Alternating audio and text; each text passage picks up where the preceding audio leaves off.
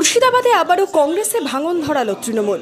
শামসেরগঞ্জের বোগদাদনগর গ্রাম পঞ্চায়েতের চকসাপুর গ্রামের ১২৫ নম্বর বুথে কংগ্রেস ছেড়ে তৃণমূলে যোগদান করলেন বহু কর্মী সমর্থক।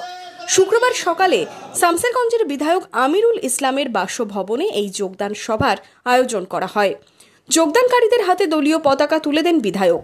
বিধায়কের দাবি, বিজেপির বিরুদ্ধে তৃণমূলকে শক্তিশালী করতেই এই যোগদান।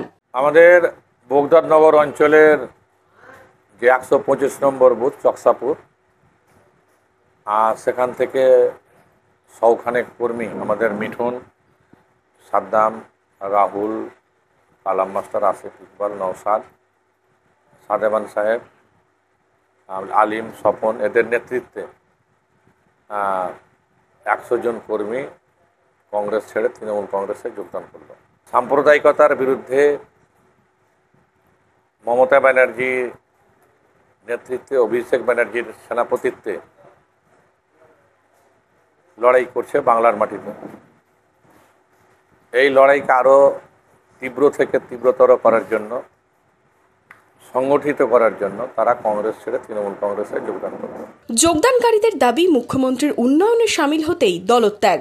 আমাদের কর্মসূচি ছিল কংগ্রেস ছেড়ে তৃণমূলে যোগদান করা। আমাদের মমতা ব্যানার্জির উন্নতি বা বিভিন্ন ধরনের কর্মযজ্ঞ দেখে এইসব দেখে আমরা এলাম।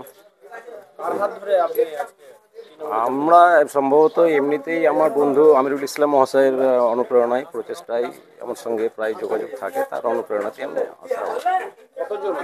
আমাদের প্রায় ১৫০ অধিক। ১২৫ নম্বর বুথ চকসাপুর।